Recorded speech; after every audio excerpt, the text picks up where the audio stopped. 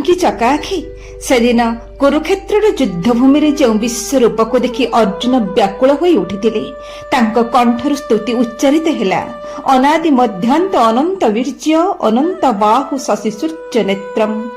ସେତେବେଳେ ଅର୍ଜୁନ ନିଜର ସଖାକୁ ଆଉ ଦେଖୁନଥିଲେ, ଦେଖୁଥିଲେ ଏମିତି ଏକ ବିଶ୍ୱରୂପ ଯାହାର ନା ଆରମ୍ଭ ଅଛି, ନା ମଧ୍ୟ, ନା ଶେଷ।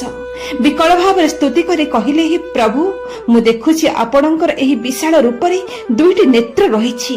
ଗୋଟିଏ କୋଟି ସୂର୍ଯ୍ୟର ତେଜ ନେଇ ଝଟକି ଉଠୁଛି, ଯେଉଁଥିରେ ପ୍ରଚଣ୍ଡ କ୍ରୋଧ ଅଛି ଆଉ ନ୍ୟାୟର ତେଜ ଅଛି। ଦ୍ୱିତୀୟ ଚକ୍ଷୁଟି ସାକ୍ଷାତ ଚନ୍ଦ୍ରମା ପରି ଶୀତଳ, ସେଥିରୁ ଅମୃତର କରୁଣା ଝରୁଛି। ଶରଣାଗତ ଭକ୍ତର ଆତ୍ମା ଆହ୍ଲାଦିତ ହେଉଛି। ପଞ୍ଚସଖା ଓଡ଼ିଆ ସନ୍ଥ ସାହିତ୍ୟ କୁହନ୍ତି, ଜଗନ୍ନାଥଙ୍କର ଦୁଇଟି ଗୋଲାକାର ଆଖି ହେଉଛି ସ୍ୱୟଂ ସୂର୍ଯ୍ୟ ଓ ଚନ୍ଦ୍ରଙ୍କର ପ୍ରତୀକ। ସୂର୍ଯ୍ୟ ଓ ଚନ୍ଦ୍ର ଯେମିତି ସାରା ସଂସାରକୁ ବିନା ଭେଦଭାବରେ ଆଲୋକ ଦିଅନ୍ତି, ଚକାଡୋଳା ସେମିତି ଜାତି ଧର୍ମ ଗରିବ ଧନୀ ନ ଦେଖି ସମସ୍ତଙ୍କୁ ସମାନ ଦୃଷ୍ଟିରେ କୃପା ପ୍ରଦାନ କରନ୍ତି।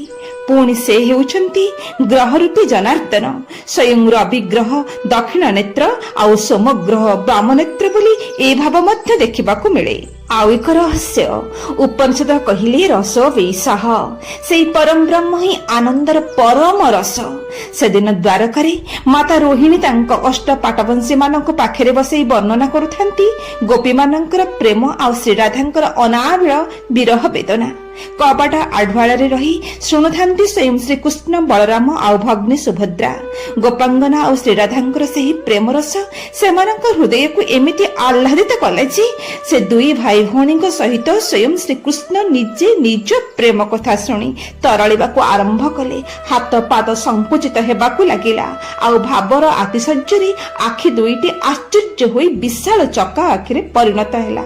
ଏହି ଦୃଶ୍ୟକୁ ସେତେବେଳେ ଦେଖିଦେଲେ ଦେବର୍ଷି ନାରଦ ସ୍ତବ୍ଧ ହେଇଗଲେ, ଆଉ ପ୍ରାର୍ଥନା କଲେ, ହେ ନାଥ, ଆପଣଙ୍କର ଏହି ଭାବମୟ ସ୍ୱରୂପ ସାରା ଜଗତ ଦେଖୁ।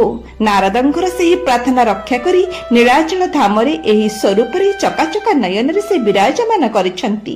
ଏହା ହିଁ ବୈଷ୍ଣବ ଦର୍ଶନର ସବୁଠାରୁ ବଡ଼ ପ୍ରେମ ତତ୍ତ୍ୱ। ପଞ୍ଚସଖା ମହାପୁରୁଷ ଅଚ୍ୟୁତାନନ୍ଦ ଲେଖିଲି, ନାହିଁ ତାର ପାଦ ପାଣି ଅରୂପ ତାର ରୂପିଣୀ, ଚକା ଡୋଳା ଦୁଇ ଚକ୍ଷୁ ଶୂନ୍ୟ ଅଛି ଚାହିଁ, ଅଲେଖ ଅଣାକ୍ଷର ସେହି ପରମ ବ୍ରହ୍ମ ମୂରତି, ଯାହାଙ୍କୁ ଖୋଜନ୍ତି ଯୋଗୀ ହୃଦୟ କନ୍ଦରେ ଧ୍ୟାଇ। ଏହା ହିଁ ଜଗନ୍ନାଥ ସଂସ୍କୃତିର ସବୁଠାରୁ ବଡ଼ ମାଧୁର୍ଯ୍ୟ। ସେ ସୂର୍ଯ୍ୟ, ସେ ଚନ୍ଦ୍ର, ସେ ଶୂନ୍ୟ ବ୍ରହ୍ମ, ସେ ରସର ସାଗର, ସେ ହିଁ ଯୁଗଳ ସରକାର ରାଧାଶ୍ୟାମ।